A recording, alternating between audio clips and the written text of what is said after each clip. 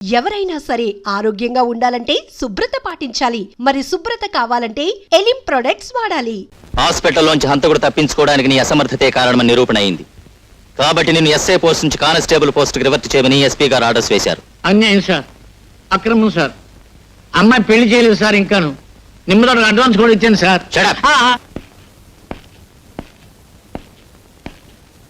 ఏమిటా సాల్యూట్ చేయడు? జవాన్ అన్నవాడు జెండాకు ఇలా తిన్నగా నిలబడి జబర్దస్తిగా సాల్యూట్ చేయాలి. రివర్షన్ కదా, ఆ షాక్ తో భోంచేయట్లేదు గోపాలం. గోపాలమా? ముందు ఆ పిలుపు మార్చు. ఇప్పుడు నేను ఎవరిని? సబ్ ఇన్స్పెక్టర్ ఆఫ్ పోలీస్, నువ్వు ordinary constable. Understand? Understand sir. ఇవాళ టేబుల్ తుడిచావా? 3 సార్లు చూసేది సార్. ఎందుకు తుడిచావు? నువ్వు కానిస్టేబుల్ వా, స్టేషన్ స్వీపర్ వా? ఇక ముందెప్పుడు టేబుల్స్ తుడవకు. ఈవేళ నువ్వు చేయవలసిన డ్యూటీ ఏమిటో తెలుసా? తెలుసు సార్. ఏమిటి? మీ ఇంటికి వెళ్ళడం, బట్టలు ఉతకడం, ఇస్త్రీ చేయడం, తర్వాత మార్కెట్కి వెళ్ళి బజార్ చేసుకురావటం. నార్మై. ఇలాంటి తప్పుడు పనులు నువ్వు చేసినట్టే నేను చేస్తాను అనుకున్నావా? నా సబార్డినేట్స్ కి ఎప్పుడు ఇలాంటి వెధవ పనులు నేను చెప్పను. అయితే మార్కెట్కి వెళ్ళి బీట్కి ఏమంటారు సార్? వచ్చే పోయే వాళ్ళని ఆపేసి లంచాలు గిల్లేద్దామనా? అసలు నువ్వు సబ్ ఇన్స్పెక్టర్ అయిన నాటి నుంచి లెఫ్ట్ రైట్లే మర్చిపోయావు. ఓసారి నీ రైట్ హ్యాండ్ చూపించు. అది రైట్ హ్యాండా? చేయించు. మన స్టేషన్ కి ఎదురుగా ఏముంది? 7 ఎకరాల మైదానం ఉంది సార్. ఆ మైదానంలోకి వెళ్ళి నువ్వు సాయంకాలం వరకు లెఫ్ట్ రైట్ కొట్టు. ఎండలు మండిపోతున్నాయి సార్. కూడా నన్ను గొడుగు పట్టు తిరగమంటావా? Do and die, go.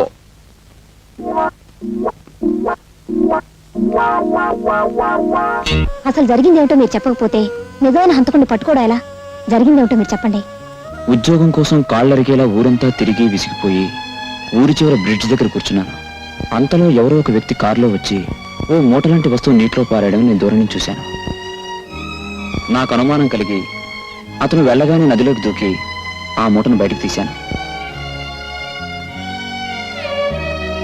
కొన ఊపిరితో ఉన్న ఆమెకు సపరీలు చేశాను. కాస్త తెప్పరిల్లింది. ఎవరు నువ్వు? మిమ్మల్ని ఎవరో మూట కట్టి నీళ్లలో పడేశారు. అతను వెళ్ళాక మిమ్మల్ని బయటకు తీశాను.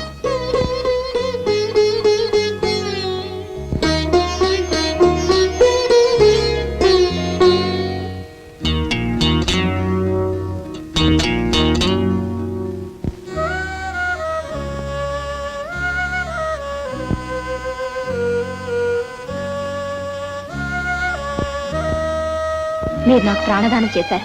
కృతజ్ఞతతో ఇస్తున్నాను. కాదనకుండా తీసుకోండి. హత్య గావించబడ్డ చెంచలు నీకు గాజులు ఇవ్వడం ఏమిటి? నువ్వే ఆ గాజుల కోసం ఆవిడ హత్య చేసి నదిలో పారేసావన్నారు. అంతవరకు నాకు తెలియదు ఆ చెంచలు హత్య చేయబడిందని. అంటే నువ్వు రక్షించిన తర్వాత ఆ చెంచల్ని మళ్ళీ ఎవరో హత్య చేసి నదిలో పారేస్తారన్నమాట. ఇతను రక్షించిన సంగతి ఆ మూట కట్టి పడేసిన వ్యక్తికి తెలిసి అతనే మళ్ళీ చంపుండాలి. అతనే చంపాడో లేక మరెవరైనా చంపారో తెలుసుకోవాలంటే మనం ఎస్ఐ లింగాన్ని కలుసుకోవాలి. లింగమా? ఎందుకు? ఈ కేసు ఇతని మీద బనాయించింది, నాతో తప్పుడు సాక్ష్యం చెప్పించింది ఆ లింగం గారే. కమాన్. ఆ విషయం నాకు వదిలేండి. మా నాన్నకు పెద్ద కిరికిరి తప్ప ఎలా వాయిస్తారో చూడండి. నాన్న నాన్న నాన్న, కత్తితో పొడుచుకుంటే తొందరగా చచ్చిపోతారా? ఉరేసుకుంటే తొందరగా చచ్చిపోతారా? విషం మింగితే తొందరగా చచ్చిపోతారా? ఉరేసుకుంటేనే తొందరగా చచ్చిపోతారు. కానీ ఇప్పుడు ఏమొచ్చింది? అయితే నేను ఊరేసుకుని చచ్చిపోతాను. ఏమిటది? ఎందుకు? ఎందుక? నా కర్మ కాలి. ఊళ్ళో వాళ్ళంతా నేను అడ్డమైన తిట్లు తిడతా ఉంటే ఆ తిట్లు వింటూ బ్రతికే కన్నా ఊరేసుకుని చచ్చిపోయాను. ఇదిగో ఇలా చూడు, దెబ్బలు తినకుండా దొంగతనం, తిట్లు పడకుండా పోలీస్ పని చేయడం చాలా కష్టం అమ్మా. అయినా ఏ గాడిద నిన్ను ఇప్పుడు తిట్టింది? ఊళ్ళో వాళ్ళందరూ అనుకుంటున్నారు చెట్టంత ఉద్యోగం పీకి పారేసి పిట్టంత ఉద్యోగం. నువ్వు కైడేకాలతో సావాసం చేయబట్టే మనకి కష్టాలు వచ్చాయి. వాళ్ళు మనకంటే చిన్నవాళ్ళమ్మా. వాళ్ళతోటి మనం కలిసి ఉన్నప్పుడు మనం బాగానే ఉన్నాం. మనకంటే పెద్దవాళ్ళ ప్రాపకం కోసం మనం ప్రయత్నించినప్పుడే ఇదిగో ఈ విధంగా అయిపోయింది మన బ్రతుకు. ఎవరో పెద్దాళ్ళు? అమ్మో చెప్పకూడదు. ఏమిటమ్మా అది? నా చేతికి 10,000 ఇచ్చి ఎవడో ఒకరి మీద కేసు బనాయించమని చెప్పింది మా ఎస్పీ దొరగారే. ఎస్పీ గారా, ఆశ్చర్యంగా ఉంది. మా బావ మీద అతనెందుకు కక్ష పెట్టడబ్బా? కక్ష లేదు, నా బొందా లేదు. అసలు ఆ శశిపడ కుర్రోడు ఎవరో ఎస్పీ గారికి ఇంతవరకు తెలియదు. చెంచల నేదాన్ని చంపింది ఎస్పీ గారు అల్లుడు. ఆయన్ని సేవ్ చేయడం కోసం ఒక అడ్రస్ మనిషిని తీసుకురమ్మని అంటే చెంచల తాలూకు గాజులమ్ముతున్న ఈ కుర్రోని పట్టుకు తీసుకొచ్చాం. కేసు ఈయన మీద బనాయించాం. మన ఇంట్లో అద్దుకుంటున్న మాయల బకీరు వీడు బావబామూర్తుల సంగతి తెలియక ఈ కిరికిట్లు అన్ని జరిగినాయి. ఎస్పీ అయితే మన చెల్లెమ్మ ఇప్పుడు ఆయన చేతుల్లో ఉంది.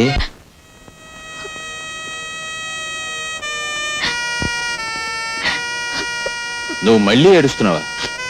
మా ఆయన చూపిస్తామన్నారు, ఇంతవరకు చూపించలేదు. మా అన్నయ్యని వెతికిస్తామన్నారు, ఇంతవరకు లేదు. తను పంపించేయండి, వెళ్ళిపోతాను. ఏడవకమ్మా, నీ కోరికలు తీర్చాలనే మా డిపార్ట్మెంట్ అంతా ఆ పని మీదే ఉన్నారు. సర్లేండి, ఇప్పటికి 1,00,000 సార్లు అన్నారన్నమాట. నేను ఏదో రకంగా ఆ ఇంట్లోకి ప్రవేశించి ఎస్పీ గారు నాతో పాటు బయటికి తీసుకెళ్ళిపోతాను. ఆ అదును చూసుకుని మీరు ఆ ఇంట్లోపలికి వెళ్ళి మా చెల్లెల్ని రక్షించాలి. సరే బాబు.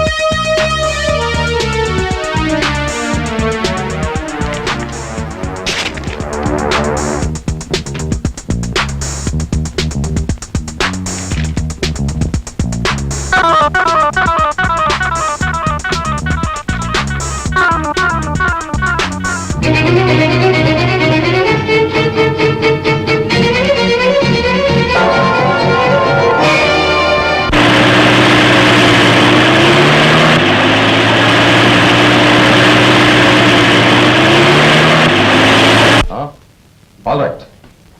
ఎస్పీ గారి బంగ్లా దగ్గర ఏదో గొడవ జరుగుతుందట, సీన ఫోన్ చేసింది. కమాన్.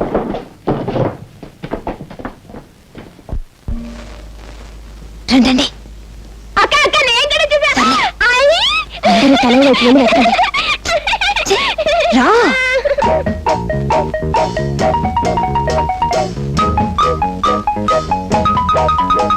ఏమిటా వెతుకుతున్నావు? ఏమిటి వెతుకుతున్నాను? దొంగ కథవా, మన చెల్లెల్ని వెతకడం కదా వచ్చాం.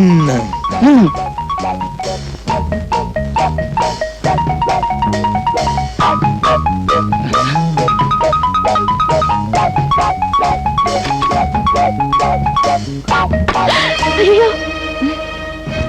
సావిత్రి, తలుపుతీ అమ్మా, మేము నిన్ను రక్షించడానికి వచ్చాం. మేమందరం మీ అన్నయ్య గారి భక్తులే. తలుపుతీ. మీ అన్నయ్య గారే ప్లాన్ వేసి ఎస్పీ గారు బయటకు పోయేలా చేశారు. ఆయన బయటకు పంపించేసి నిన్ను తీసుకెళ్ళడానికి మేమందరం వచ్చాం. తలుపుతీ. అంతా అబద్ధం, వాళ్ళంతా రౌడీ ముఖ. తలుపుతీ. అయ్యయ్యో, ఈ పిల్లలు అసలు తలుపు తీయడం లేదు. మనమే తలుపు బద్దలు కొట్టేద్దామే. అయ్యో పోలీసులు, అయ్యో పోలీసు వ్యాన్, ఎక్కడున్న వాళ్ళు అక్కడే గాప్చి.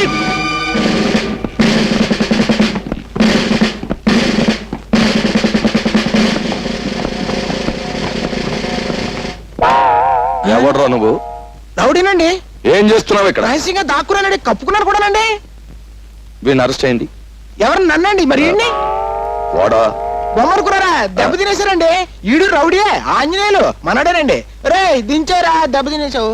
ఈ ఇద్దరు విధవలను అరెస్ట్ చేయండి. అరెస్ట్ వ్యాన్ ఎక్కించు. వెనక్కిందండి. ఆ తర్వాత నేను ఏడు తర్వాత సంగతి నువ్వు చూసేది. చెప్పింది నోరు మూసుకుని మర్యాదగా చెయ్యి. That's all. కమాన్. బడిది బడిది.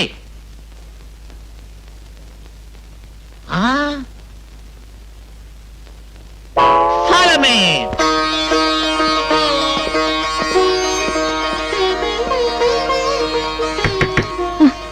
రా బాబు, కాళ్ళకి దండం పెట్టుకో, అక్షంతలు వేస్తాను. కాళ్ళకి దండం కాదు, నీ చేతులకు బేడీలు వేస్తాను. వ్యాన్ ఎక్కించు. ఆవిడ నా తాలూకు సార్. మీ తాలూకా అయితే నువ్వు కూడా వ్యాన్ ఎక్కు. కమాన్.